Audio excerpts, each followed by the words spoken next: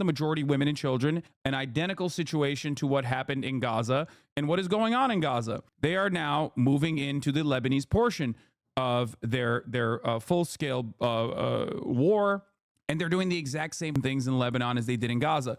First, they blow up all aspects of civil society. They just destroy entire city blocks, reduce them to rubble. Then they inevitably, once they feel like they've punished and blown up the area enough, so they feel comfortable enough for their troops to actually operate in the region, they blow that up. They call all the civilians human shields, and then they turn around and move their troops in when they feel a sense of safety and security. Okay, here's Daniel Hagari. The IDF makes vast efforts not to hit civilians and make every effort to mitigate harm to civilians during operational activity. Regarding the high number of casualties, everyone is a tragedy in Lebanon. Among those killed were a large number of Hezbollah terrorists who were next to the weapons that we targeted. Israel is facing threats on all fronts and continuing to act against them in defense for the people of Israel. We have many other missions to carry out. We have to bring back home all our hostages that are held in brutal conditions by Hamas. We have to bring them back home in all means. We have to continue dismantling Hamas capabilities in Gaza. And we have to bring security to every Israeli citizen in the north and in the south. Questions, please. 2 questions from AP. The first, Israel has been battling Hamas for nearly a year, and it still hasn't realized all of its goals in Gaza. Are we looking at the possibility of months of fighting in Lebanon as well? Second question is the army prepared for a ground invasion now? And if the order comes, how quickly could ground forces move in?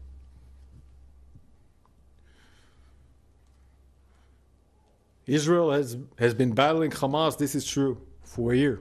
Yeah, Hamas did the 7th of October, a horrible massacre. It's almost a year. We have to fight and dismantle Hamas and enduring defeat to Hamas. There is no other way. To make sure there is security in our borders and to bring back home all our hostages in all means.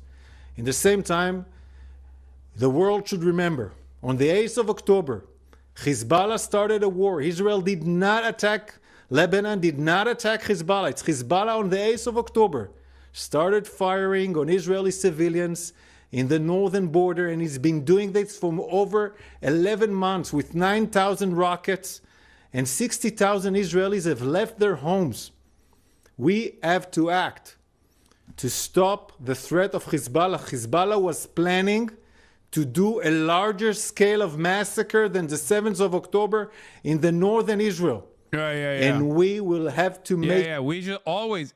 It's so interesting that it's Israel always doing a preemptive first strike. They always, luckily, there's always an imminent threat. It's another Holocaust right around the corner. That's why they have to do a genocide beforehand. In full readiness, and we will do whatever is necessary to bring back home all our citizens to the northern border safely. Question from CNN. The cabinet has declared a special situation nationwide. Rockets have been fired at Haifa today and near Tel Aviv. You've killed hundreds in Lebanon. Is Israel prepared for a third Lebanon war?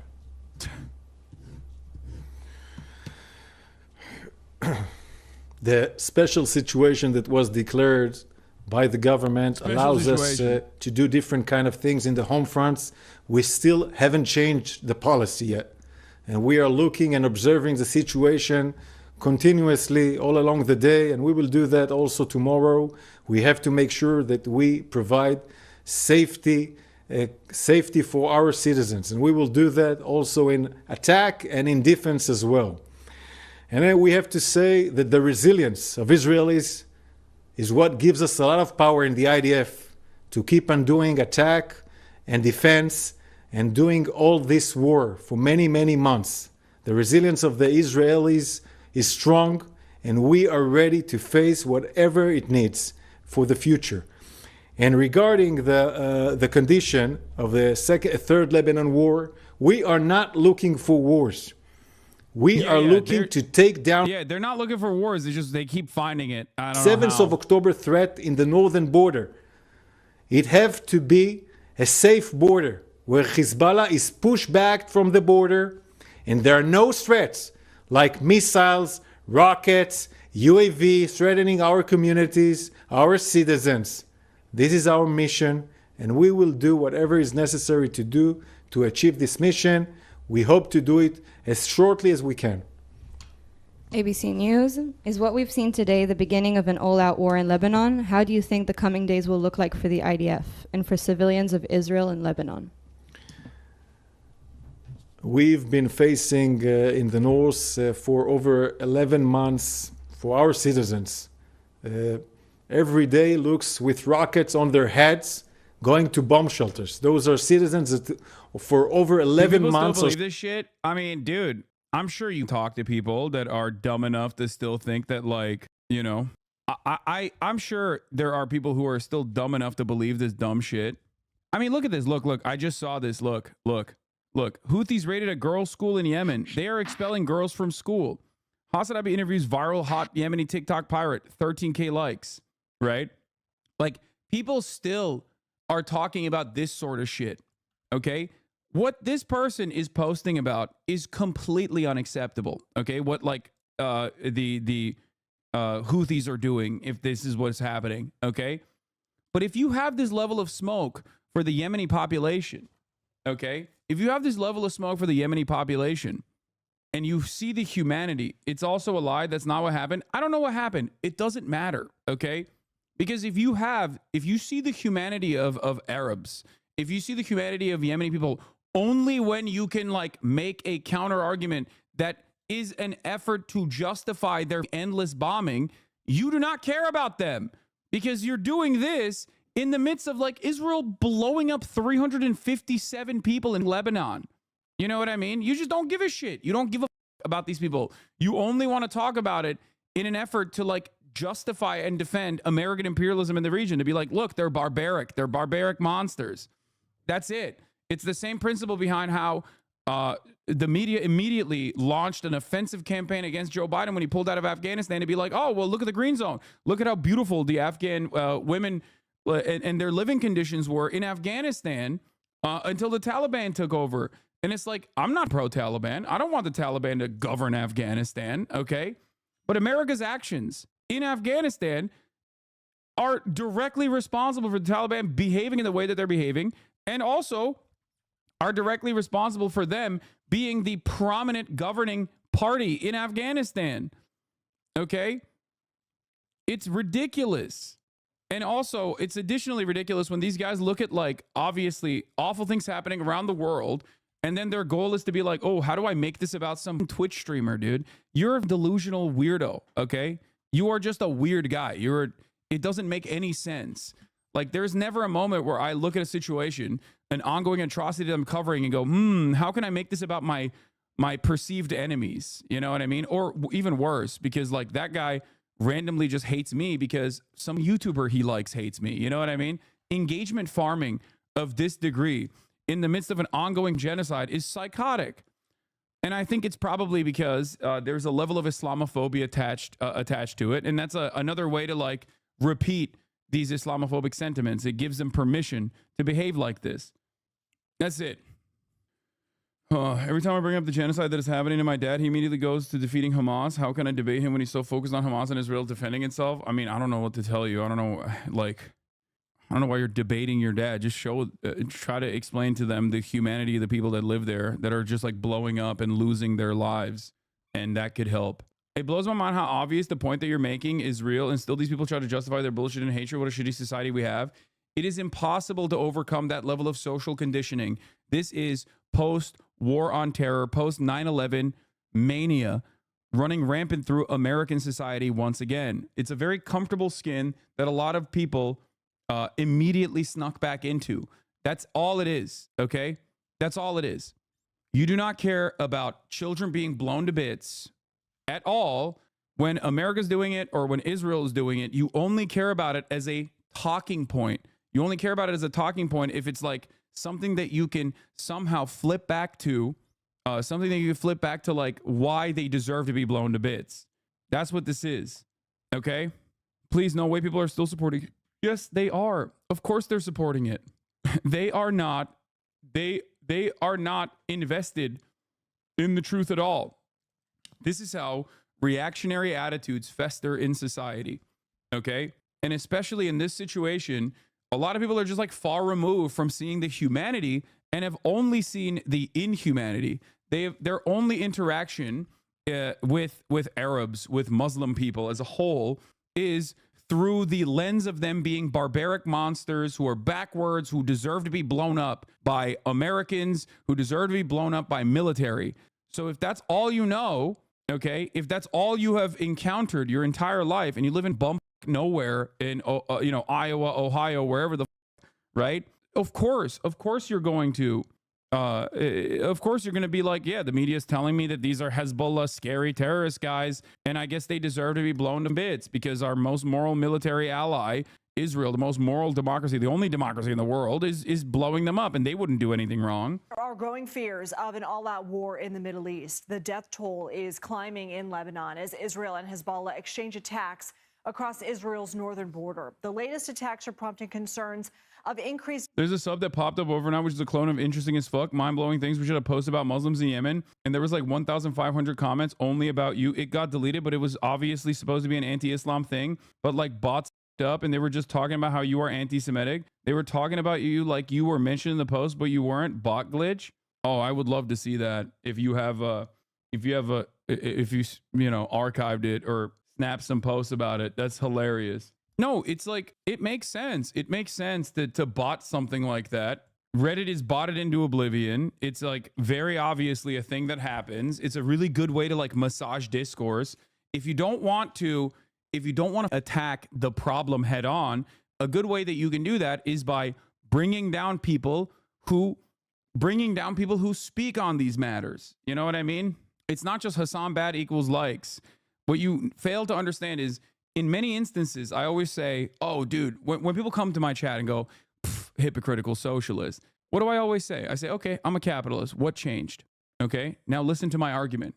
Now try to take up my argument. If you have an issue with the things that I'm saying, the things that I'm presenting, okay, beyond what you perceive my opinions to be, okay, if you can now tackle the argument, that would be great. And they have no counter to that. Why? Because there is no real purpose in doing the hypocrisy shit, right? There is no real purpose behind the hypocrisy baiting other than just simply stating, don't listen to this guy. He is bad. Don't listen to this guy. He's a bad guy. That's it. And if you can get enough people to not listen and not be charitable, okay, then it's great. You didn't have to engage with the argument. You just shut off a bunch of people from ever actually analyzing the argument. It's a successful way to propagandize. And it's almost always directly a consequence of the things I speak to and not necessarily what I do. Okay, that's it. Violence spreading across the region. The Israeli military claims to have hit more than 300 Hezbollah targets. Officials say the group has hidden weapons in residential buildings. Lebanese health officials say upwards of 270 people were killed. Yeah. And more than Israeli officials say they're hiding weapons in buildings. Lebanese officials say a lot of civilians died. 1,000 injured in the strikes. It marks the single deadliest day of fighting in nearly 20 years. BBC News Middle East correspondent Lina Sinjab is in Beirut, Lebanon. She joins us for this. Thanks for being here. What is the situation in Beirut right now? Well, it's a very tense situation. As you mentioned, today was the deadliest in the south. More than 300, locations were targeted. And just before I come on air, there was a targeted attack here in Beirut, in Dahye, in south of Beirut, in Hezbollah stronghold. The Israeli, officials are saying that they've targeted a Hezbollah figure, but we still don't know about the damage that this attack has caused to civilians. My NBC feature dropped as well, the Stay Tuned one. Behind the scene with Twitch streamer Hasanabi. We'll look at that later as well. There's a lot of this kind of stuff happening left and right. Kamala supports this. Fuck yeah, she does. Everybody supports this. This is American foreign policy, baby. It's much harder to find. It's much harder to find someone who doesn't support this. Okay. Because these areas are condensed with civilian population, and exactly that's what happened today in the morning. Good evening from Lebanon. I'm still alive. We moved from the south up to Beirut. They even bombed the main road that connects the south with Beirut.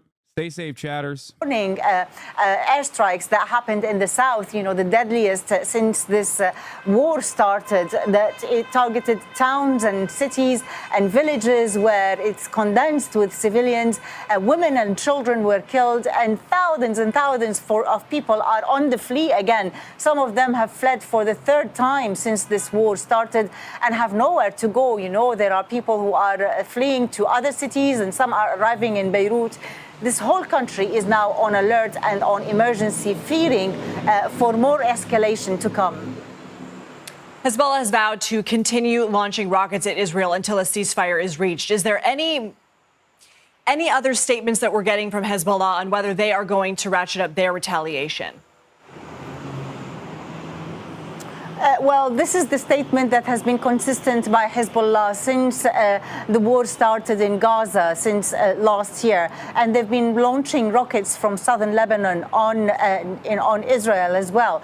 They have done this in a way that is calculated so that they, continue with their statement in support of the Palestinians, but also not to cause huge damage that will reach them to a point where, the whole country could be dragged into a full-fledged war. But that's different since last week, since the attacks, the pager detonation that left at least 3,000 people injured and, dozens killed, and followed by a bombing in Dahi as well, killing top leaders of Hezbollah. And just now as well, today is the deadliest day, and another airstrike in Dahi. So all of this would leave Hezbollah under pressure to retaliate, to respond. Do you think we'll see Israeli boots on Lebanese soil, or will it not come to that? No, it will, I think. I think it will come to that. These kinds of bombing campaigns are only conducted. These kinds of bombing campaigns are conducted. It's not tit for tat.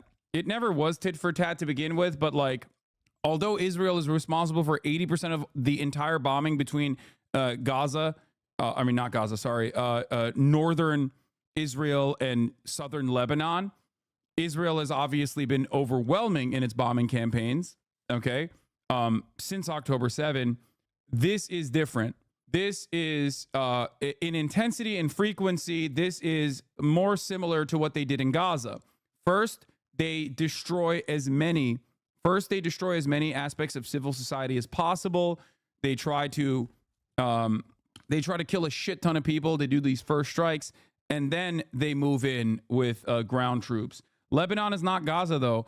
I know, but Lebanon in many ways is Gaza. Okay, when they're talking about Dahiya, you have to understand what Israel is doing in Gaza is called the Dahiya doctrine. Okay, a doctrine of blowing up with disproportional use of force all matters of civil society in an area that you're occupying was originally implemented in Lebanon, okay? And also, whoever the Israel is fighting against is all of a sudden Hamas. You have to understand that. It's Hezbollah, it's Hamas, and they're anti-Semitic, and they're only operating on the basis of anti-Semitism. They're just doing Jew hatred. That's what it is. And every single person is a civilian shield. Is all the human casualties that are involved in this are just unfortunate consequences, even though it is the direct military objective. Okay, for Israel, it is the direct military objective is to just wipe out entire segments of society, and then once they feel comfortable enough, they bring their spoiled ass troops with the Merkava tanks and roll them through the streets. That is what it is, and that is what's going on here. Now, of course, there's a difference between Hamas and Hezbollah. Hamas is in an area that Israel is the belligerent occupier of. They have many limitations in terms of collaboration from the outside resistance, the axis of resistance against Western imperialism in the region. They have a hard time maintaining supplies. They have a hard time training. In terms of Hezbollah, which is a standing military that has operated in the region and has a shit ton of experience in terms of combat, okay? And they are their funding mechanism and their logistics are significantly better in terms of like what they can get from Iran, and their military hardware is significantly better than Hamas. Hamas does not have the same level of rocket strikes, like rocket and targeting capabilities that Hezbollah has. And considering how hard of a time Israel has had with Hamas, an ascetic force, an ascetic resistance force that was created inside of a complete closed circuit that was maintained and mass surveilled by the Israeli government. If they're having a hard time with like 17, 18-year-olds in flip-flops wearing busted ass Adidas, rolling up to their tanks and just lobbing a grenade on their $30 million Merkavas, they're going to have a much harder time with a military force that is an actual standing military force that has significantly better capabilities, that has actually stopped Israel's incursion in the past. Do you understand? So that is, I think, the reason why they did a lot of the military stuff that they did beforehand. The pager attacks, like I said, were supposed to happen while the incursion was occurring, in my opinion, and in the opinion of a lot of smarter people than myself, including people who don't agree with me in terms of like Israel being a parasitic force in the region, a truly awful force of the evil in the region and death and destruction in the region. So for that reason, I'm pretty certain that like I even people who don't consider Israel to be cancerous also have made that same exact analysis that like the terror attacks on the pagers, the pager explosion attacks, like this coordinated terror attack in Lebanon came too early. It did not make opportunistic sense. And they probably did that because they were getting desperate, and it should have happened most likely like either now or when they actually were going to bring in boots on the ground into Lebanon. Anyway, this shit's going to stop until the U.S. are actively sending troops for Israel's defense. This shit's not going to stop until the U.S. are actively... No, it's not going to stop after that either. That's the problem.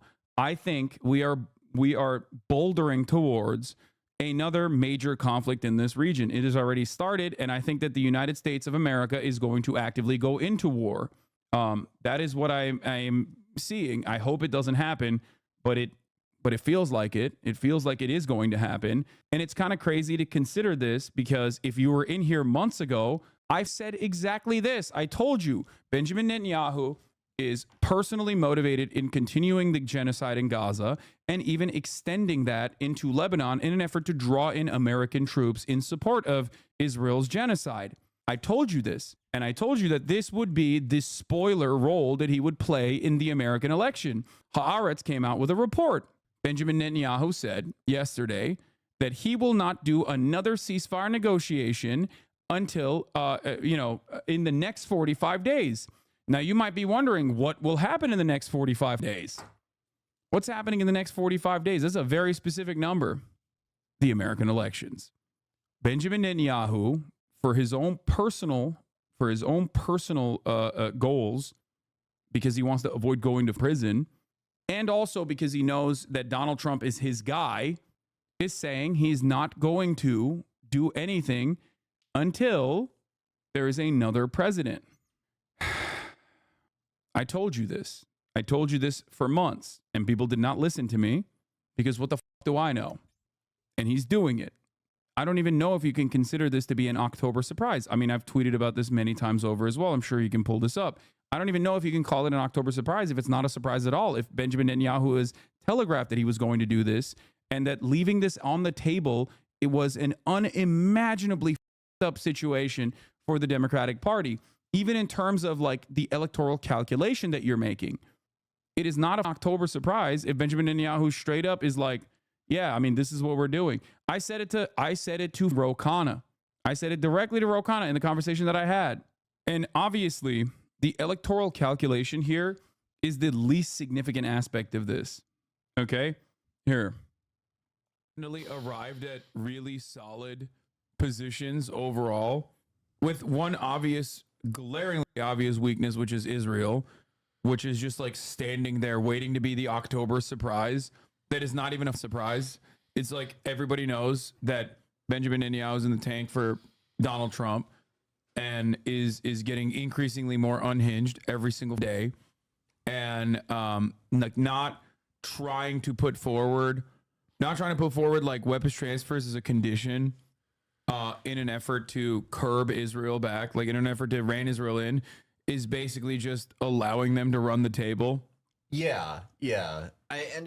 Like their calculus is, if we say like, weapons will never be conditioned, maybe they won't try to us in October. And the only thing that I mean, this is going to sound a little nutty. We will speculation alert. Okay, a little tinfoil, but the only thing that will change the trajectory of this in a way that is beneficial to the American State Department interest is if there is, like, I can't believe I'm going to say this, but a 9/11 style attack on U.S. soil conducted by, whether it's a false flag or not, by people that you can point back to and say Iran backed or Hezbollah backed or even Hamas backed, which is even the most laughable. How the would Hamas conduct something like that? When that happens, or if that happens, then you could get Americans to be angry and invested in Israel. That's all I'm saying. Okay? Because anything short of that, right now, 54% of the American public does not want American troops to go and die defending Israel, unless there is a way to draw America into having a personal investment in doing death and destruction in the Middle East once again. Okay, I hope to God that a thing like that does not happen. Okay, I really, really, really hope that it does not happen. But like I said, that would be the only thing that would change the calculation. I would say almost in favor of the party in charge. Probably going to do that anyway, I would assume. I don't know if they're... Anyway, let's continue. Respond in a way that will, save their position. But at the same time, they are also under pressure internally from people in Lebanon.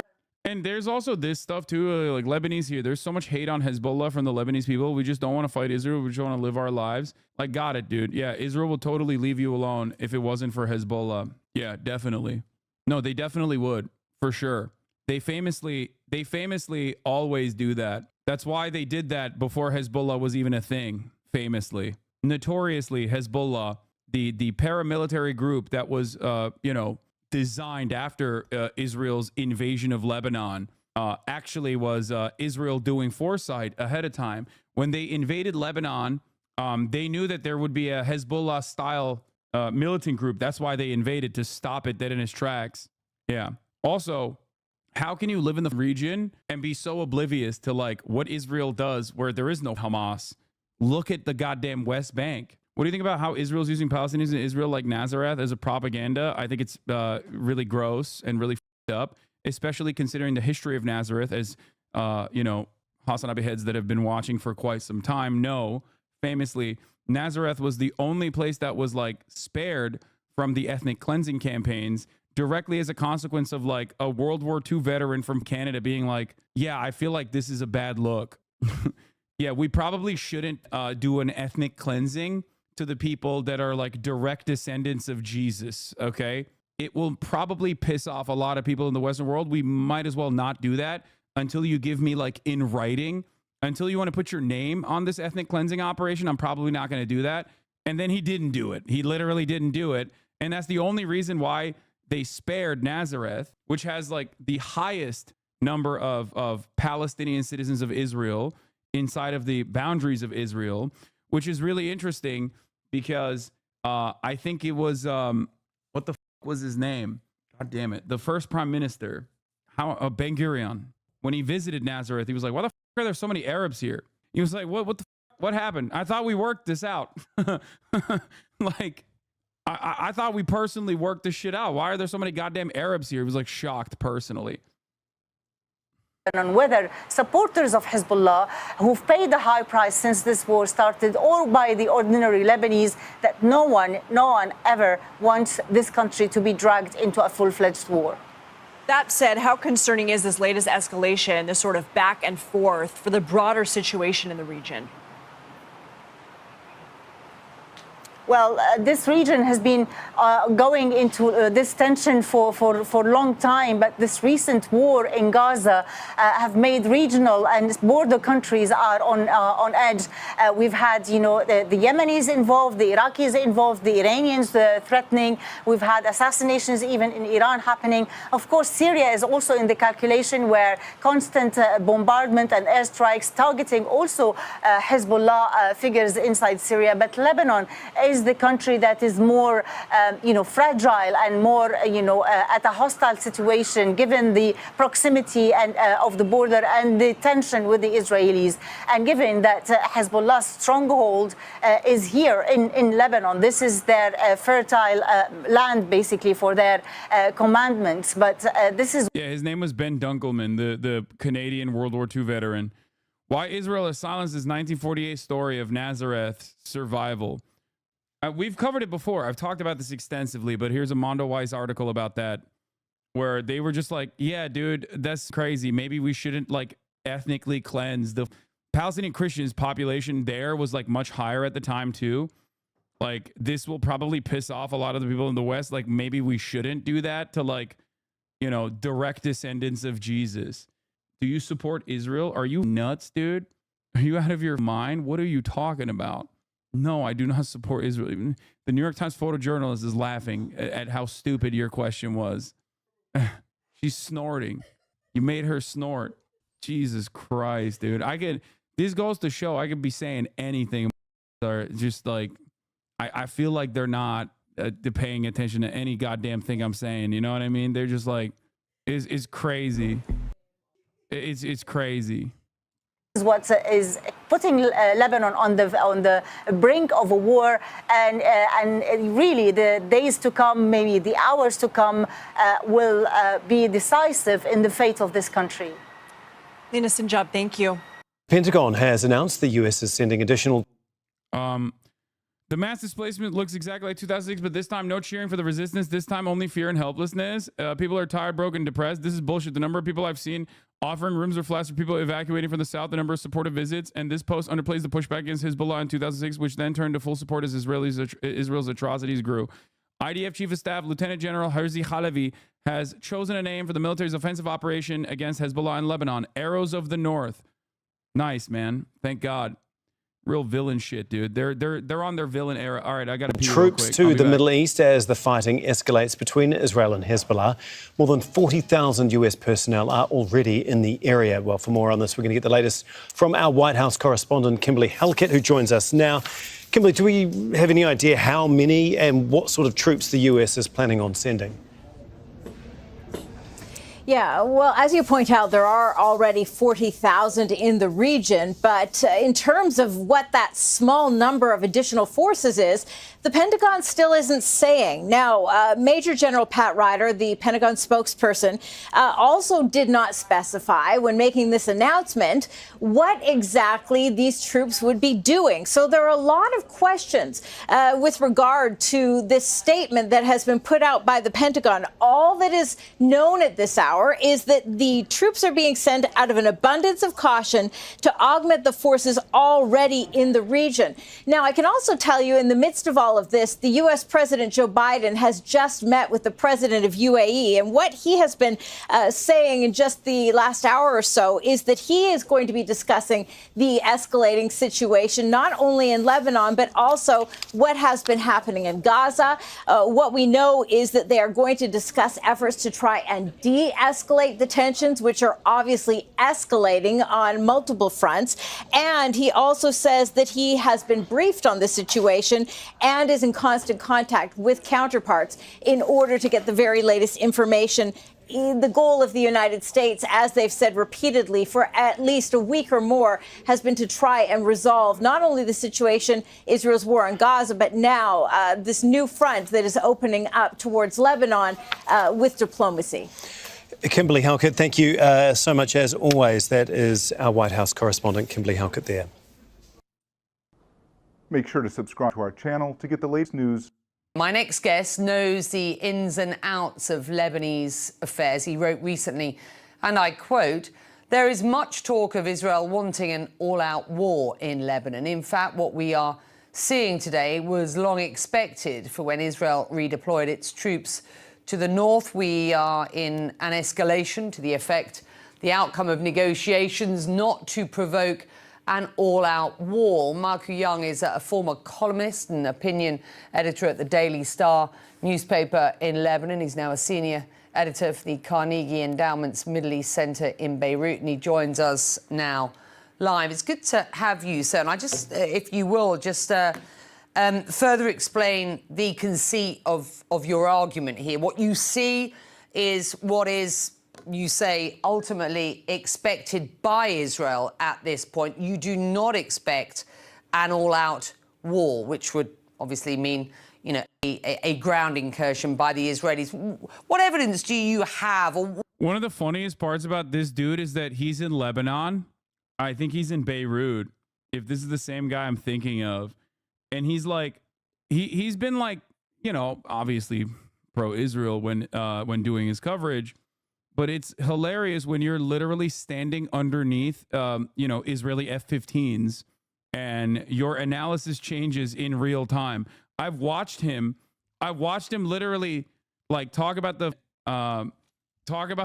terror attack in Lebanon with the pagers while Israeli jet fighters, or no, when Hassan Nasrallah was delivering his speech, he was like scared shitless because he heard the supersonic booms when he was standing underneath the you know, Israeli Air Force. I think it almost personalizes the aspect when you are treated like a you know, Hamas militant all of a sudden, or a Hezbollah militant all of a sudden. It really changes the dynamic because, you know, they don't give a fuck about you because you're right there. Okay, it's like funny to think about how someone's analysis might change in real time. Oh, this is a Lebanese journalist that got that literally got bombed during a live broadcast.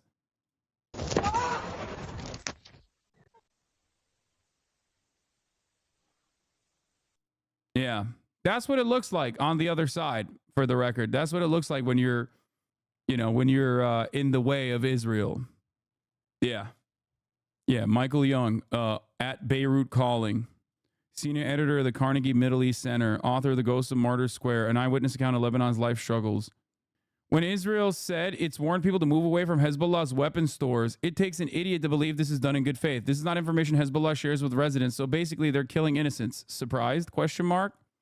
Is this him? Is this his account? Is it Michael Young? What are you basing that conjecture on?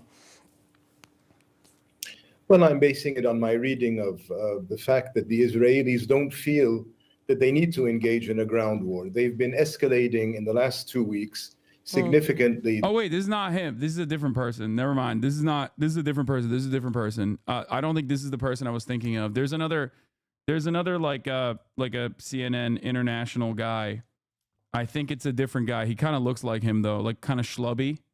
He was the one who I watched when he was the one who I watched like in real time change his attitude about like being perceived as an enemy combatant.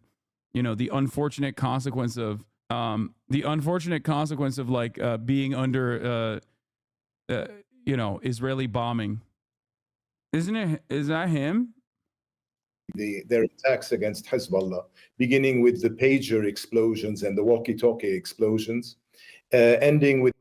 Yeah, this is who I'm. Yeah, this is the guy. This is the guy. This is the guy. Israeli airplane overhead. Israeli air. Okay, Eleni, there's an Israeli fighter jet flying, dropping flares. Just now, as Hassan Nasrallah is speaking, didn't break the sound barrier, dropping more flares again, flying right north of Beirut, flew right over the city. Like, I don't know why you probably shouldn't feel safe. You know, it don't matter how pro-Israel you might be at any given moment, you know? Okay, so obviously the timing of that overflight was no mistake or coincidence. Clearly the Israelis wanted to distract the many viewers of Nasrallah here in Beirut and in Lebanon as he makes that speech. But what we heard Hassan Nasrallah say was that Israel has crossed all red lines with the... For the record, I want to point something out here, but he is far from the worst in terms of like the international correspondence that people have. He literally is like significantly better than the average international correspondent in terms of like their seemingly endless amounts of defense for whatever Israel's actions are. And even then, like I've heard him talk about these matters from the perspective of like being, he's not pro-Israel. He's a very fair man. There is no such position, okay, in Western media. I very, very, very little coverage on that front. Come on.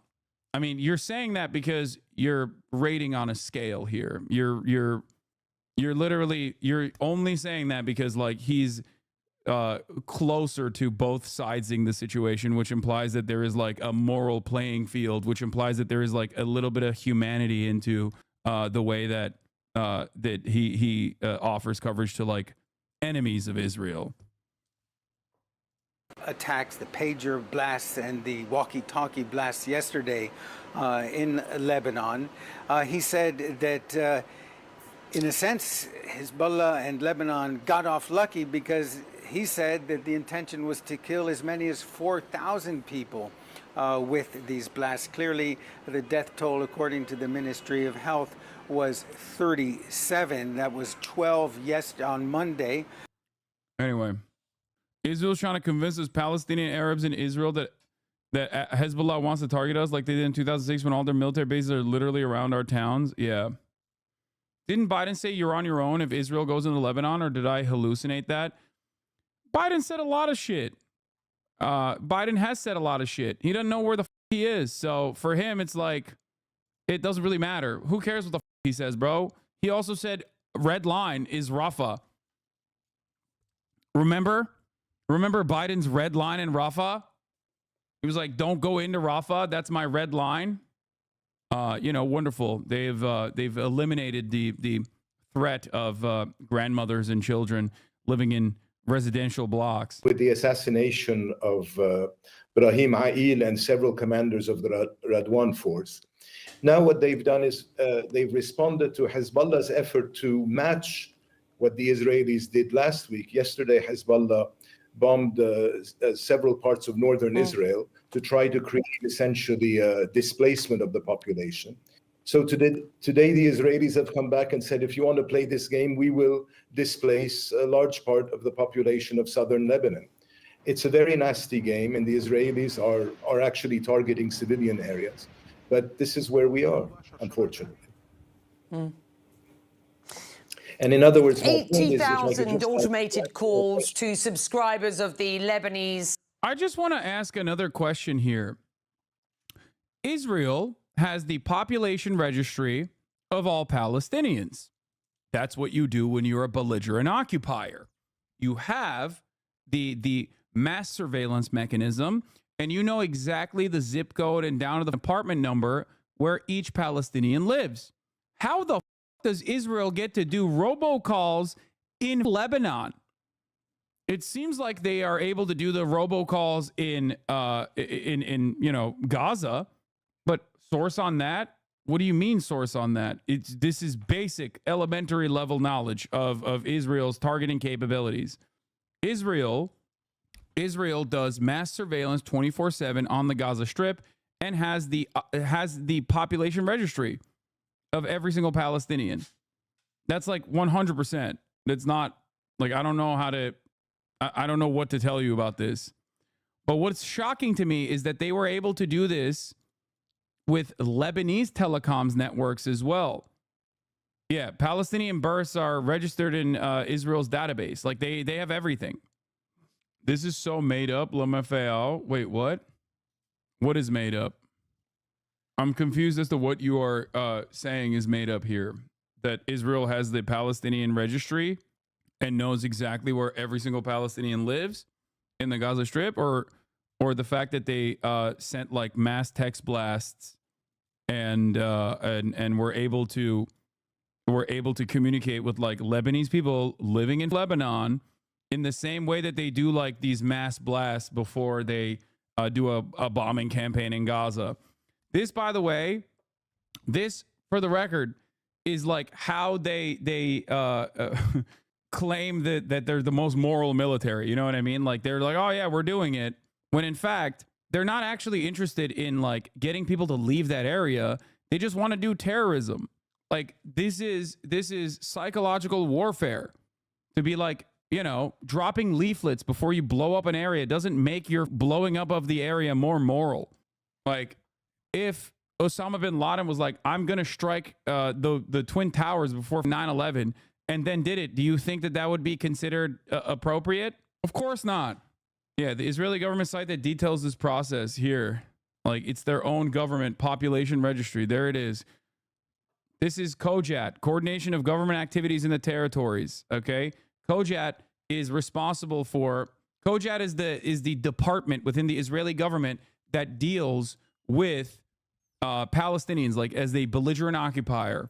Okay, the Population Registry Office is responsible for updating and archiving the Palestinian population registry held by Israel in coordination with the Palestinian Authority in the Gaza Strip and Judea and Samaria, which is also known as the West Bank.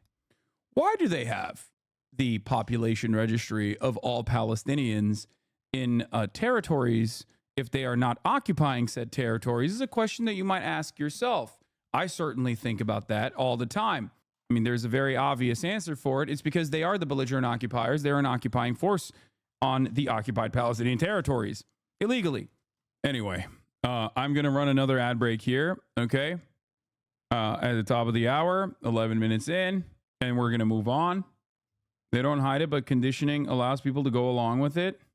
Here it is. If you no longer want to see those ads, all you need to do, like I've said before, is subscribe for $4.20 in the month of September or for free with a Twitch Prime by connecting your Amazon Prime account to your Twitch account. You get one free Prime subscription a month, or by getting gifted a sub. If you're lucky, here's a 3-minute ad break now. The evacuation orders help with whitewashing in the media? Yeah. Yeah, look. Israel's carpet bombing Lebanon, killing and injuring nearly 1,000 people. Evacuation warnings is Israeli PR language. Just like Gaza, the media is masking Israel's war crimes. Israel launches fresh strikes in Lebanon after evacuation warnings. Thanks, man. They should just simply get out of the way, right? Like, it doesn't make any sense. This shit with the evacuation orders is even worse because at least Israel could say that Gaza isn't its own country and that Israel must exert some sort of control, which still would be ridiculous. But like that, there's a level of like logical justification from the Israeli side. But Lebanon is literally its own sovereign entity. This is straight up unjustifiable unless you're the genocidal darling of the West. Yes. And Israel does happen to be the genocidal darling of the West and is now broadening the conflict into Lebanon as well. How do they know where it's safe? Nowhere is safe. That's the problem. And a lot of people don't understand this because you have no way of analyzing the situation unless you've lived it. Okay? We here in the Western world have no way of recognizing the fear of existing next to or existing under the military occupation of a genocidal force. Okay? We get annoyed when we can't get our treats because like COVID lockdowns are happening. That's a level of restrictions that you feel as an American citizen is dominating your life, is like stopping you from doing something that you want to do, even if it's for your best interest. Okay? Now think about if there was a dominating force with a superior military that was getting endless amounts of support from the most dominant force on the planet, the United States of America, and they're not just like stopping you from getting your treats, they're blowing your homes up. And then when we cover it here in the Western world, we look at it like, oh, well, you kind of deserved it because you live there. It is a scale of atrocity that is unimaginable to all of us here in the Western world because we are so far removed from this conflict. That's why I always stress the importance of like Israel's military actions in the West Bank, because there is a personalization of that kind of violence in a way that you can understand even as an American citizen. Because when you got a settler with an AR-15 that is like doing a mass shooting, well, at least that's like more similar to a fear that an American citizen might have, like about going to school. They've seen it. They've experienced it before. They have a way of personalizing that violence. Whereas when you see city blocks reduce to rubble, that death, that carnage is in the media communicated forever in the post 9/11 world as like warranted death and destruction, a necessary side effect of trying to deal with terror. You just don't get, you literally cannot comprehend how insane this is if you are living in Lebanon, if you're living in Gaza, but especially if you're living in Lebanon. You're like living your goddamn life. You're going to school, okay? And then all of a sudden your school blew up. Why? Because Israel chose to do so and then claimed that Hezbollah is in your school. Think about that. Think about how insane that is. Try to understand it. Try to empathize with these people that now have to live under the oppressive thumb of this genocidal apartheid regime that has now chosen to expand the conflict into Lebanon. I haven't covered the Al Jazeera raid yet because, Israel's doing new shit on a daily fucking basis, seemingly hour after hour. So we haven't even gotten to that. Telecoms company today, Israel urging people to evacuate their homes in the south and in the Bekaa Valley. The psychological effects here must be very, very tough. I mean, you are yourself in Lebanon, not necessarily, as I understand it, in Beirut. Can you just describe the impact on the Lebanese population of what is going on at present? Yeah, of course. This war is very much a psychological war on both sides. And by essentially using some of these automated calls, for example, to warn ministries that they would be bombed, and the ministries are located in the very center of Beirut, they're trying to create a panic amongst the Lebanese population. And we're seeing the same thing in the Bekaa Valley now and in other parts of the south. Essentially what they're doing is they're hitting all over. And I'm very skeptical that this is just to hit Hezbollah targets. There's been plenty of footage today showing the Israelis hitting civilian quarters near Tyre, for example. They are essentially creating a humanitarian problem and saying to Hezbollah, you will have to resolve this problem. That's all they're doing.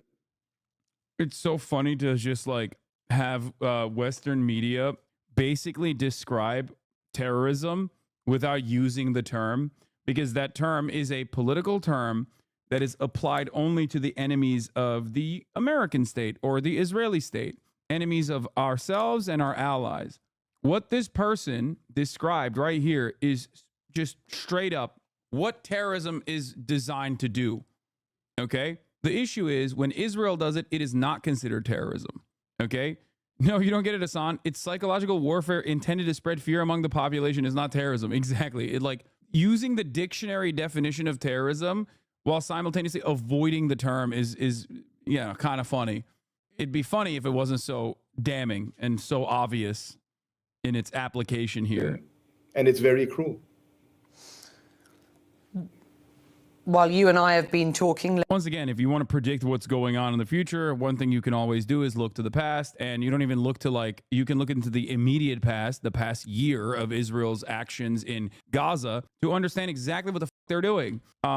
Which is, someone in the chat joked and said, oh, when will we start hearing like Hezbollah run health ministry? You will hear it. You will hear it soon. And you don't have to have the gift of foresight bestowed upon you by Apollo or some shit to know that, because that is just how we operate, okay? That's it.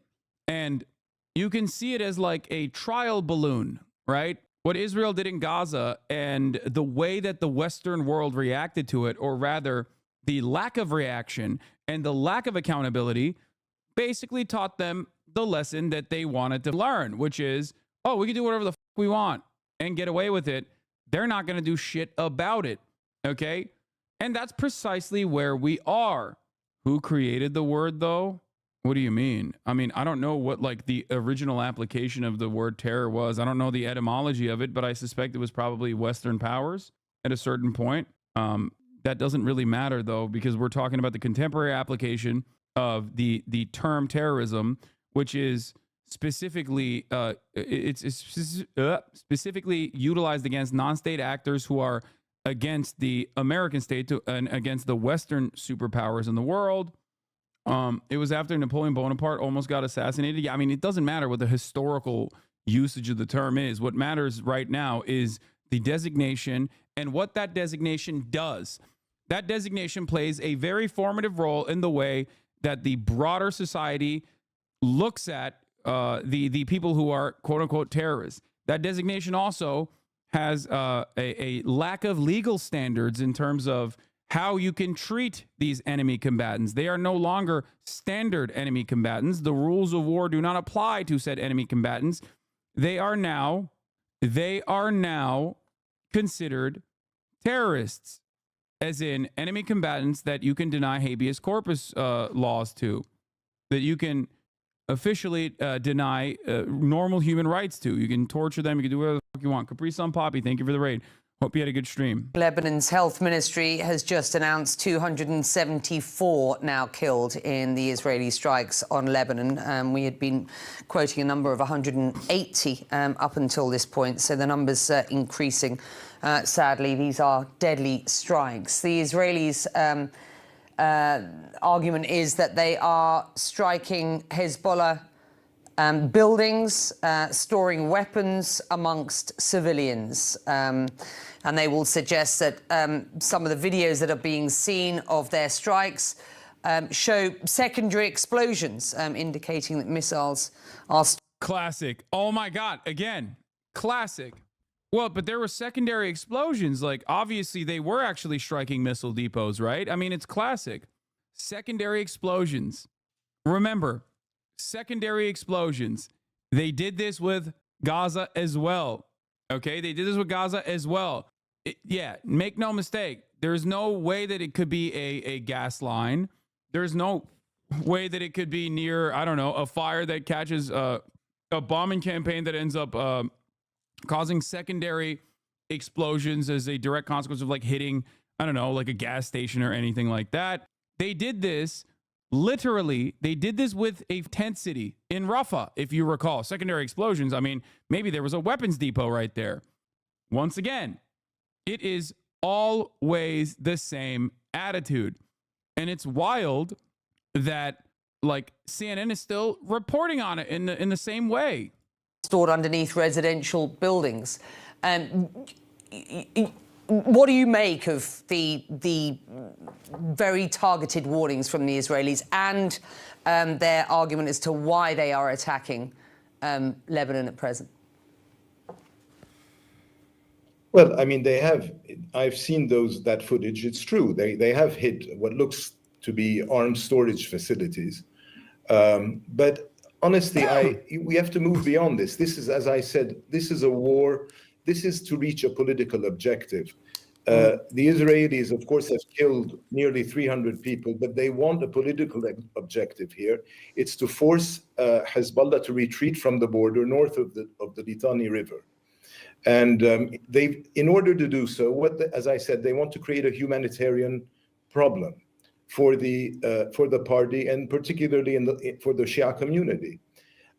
So, I mean, I would take with a grain of salt. Not everything they've hit today was Hezbollah arms depot.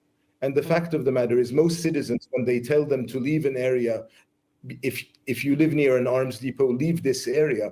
Well, most Lebanese don't know that they're sitting next to an arms depot, or even if there is an arms depot in their neighborhood, of course. So there is an element of psychological warfare here. They want to... Oh, dude, yeah. It's just the arms depot, dude. They're all over. That's just what it is, dude. That's why it's allowed to do so. You're allowed to do so. Make no mistake, okay? Territory struck in northern Israel that are direct military targets by Hezbollah, that's terrorism. That is done specifically to get everyone in northern Israel to leave northern Israel, evacuate to the nearest bomb shelter, or just like leave northern Israel altogether, okay? But if it happens in Lebanon with zero indication that this is actually a military base or anything like that, then that is not an act of terror. They're just engaging in a defensive posture while also simultaneously trying to do psychological warfare on the civilian population, which, make no mistake, is not terror when Israel does it, okay? Panic. They want to create panic. By the way, if you want to, I guess, see the laughable defenses that they have engaged in for these actions, They're doing the exact same. They're doing the exact same shit that they did. Okay. Warning: Israel's in the process of doing a deception campaign in order to justify bombing the homes of southern Lebanon. They're dropping illumination flares and bombing homes with small ammunition multiple times to make it look like weapons depots exploding. This video shows clearly the small bombs dropping from the sky to simulate the explosions with the flare. I don't know the veracity of this. I don't know the veracity of like this video. I don't know if it's like directly from this incursion or if it's from another one. It is. That's an ammo depot? No, it's not. No, the f is not, brother. What are you talking about? It sounds, first of all, the secondary explosions. I mean, look, I'm not an expert on this at all, but the secondary explosions are never that consistent. But we're not going to engage in like Twitter video, OSINT Andy shit, okay? I don't know. Maybe it is an arms depot. It still doesn't justify Israel's bombing campaign. Hasanabi is an expert again. Oh, here we go. Hasanabi is an expert again. I mean, okay, let me ask you something before you cynically refuse to hear what I'm saying, okay, in terms of me being like, I'm not an expert. It looks a little weird, but who knows? Before you listen to those words, because you failed to comprehend that and immediately went with a cynical, oh, here we go again. Hasanabi's an expert again. I'm sure you're going to turn around and do like the remember the JDAM shit? Okay, yep, there it is. Hasanabi's only an expert in JDAMs. Have you like even remotely accounted for all of the genocide defense that your spiritual intellectual debate daddy has presented over the course of the past 12 months at this point? Like, has there ever been a moment where you're like, man, we got a lot of things wrong. Don't associate me with them fools. Okay, well then don't behave like one of them fools. Because it's so crazy to be like, to still talk about like Al Ahly, which by the way is still, we do not have full-blown confirmation on Al Ahly, but it's regardless of what has happened in Al Ahly, it is crazy because they lied about Al Shifa, they lied about Al Ahly, they lied about every hospital that they blew up, okay, for 12 months. Like there was never, I have been so consistent and so correct. And the people that still try to hold on to like this notion that I was like wrong, haha, we got him, have just weirdly stopped talking about these things, and they only rear their head. They only rear their ugly little heads anytime they think they can catch like a good one, like slip that in. It's interesting. Latest health ministry numbers are 492 dead, 1,645 injured. What you lie, tunnel under Shifa is not enough. What? Keep watch. As Israel is doing a genocide in Gaza with more than 40,000 dead, majority women, children, and the elderly. 14 pages alone in terms of the casualties is under the age of 1, right? 14 pages worth of under the age of 1, like babies that were killed, ruthlessly slaughtered, okay? As Israel then turns its crosshairs onto another sovereign nation that happens to be another sovereign nation that happens to be to have the misfortune of being neighbored with Israel, and Israel is like viciously blowing them up and lying every step of the way in the exact same way that they have lied about Gaza, okay? You still turn around and go, remember Al Ahly? Come on, you're not a serious person. You're not. Wait till we get to, this was a Hezbollah rocket that misfired. It'll happen, you know? In the community and make people in Lebanon, but particularly supporters of Hezbollah, they want to create an element of panic and they want them to leave the south. And indeed, many have left the south today and have streamed into other parts of Lebanon. And we've seen the images of thousands of people on the move.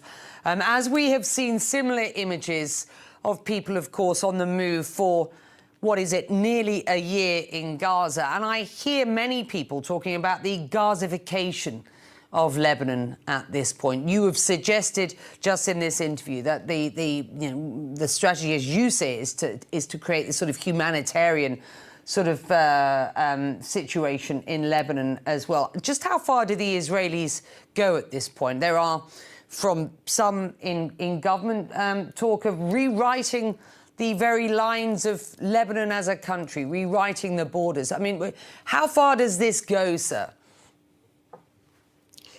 Well, I mean, at this stage in time, there doesn't seem to be an effort to redraw Lebanon's borders.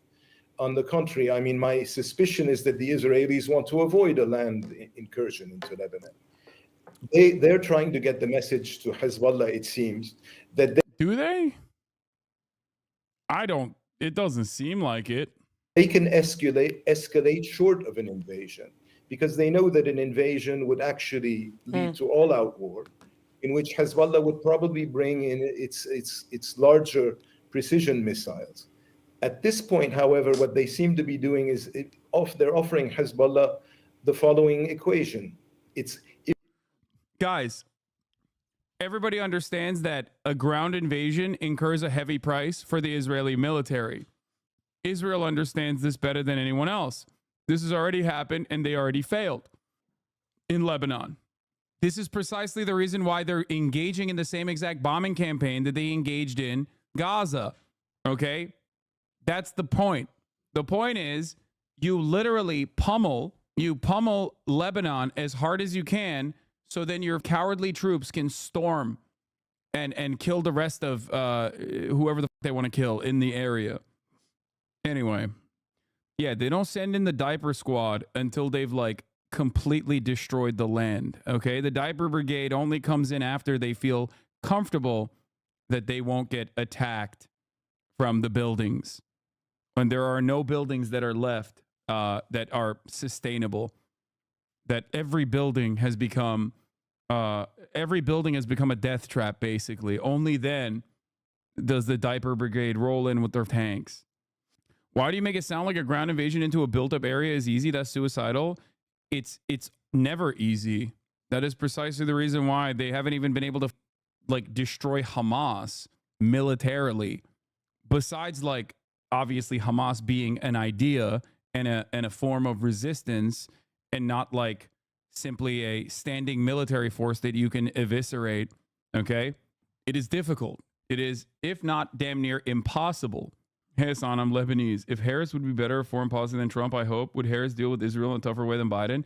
I mean, she has the capacity as vice president and also currently the presidential candidate to deal with Israel in a tougher way than Biden, but she's not. And if I could predict this happening, right? And I don't even think this was like a crazy prediction, because I've been saying for months now, literally 4 months, what Israel is doing. Now, I've said 4 months Israel would inevitably do. And if I could see it, I'm sure they can as well. If you want to escalate and lead to all-out war, then it's your responsibility. And the backlash will be against you in Lebanon. But if you don't want to escalate and start hitting Israeli cities and infrastructure using your large missiles, then you're going to have to accept that we will continue to escalate until you accept our conditions on the border. This is the dilemma that they're trying to create for Hezbollah.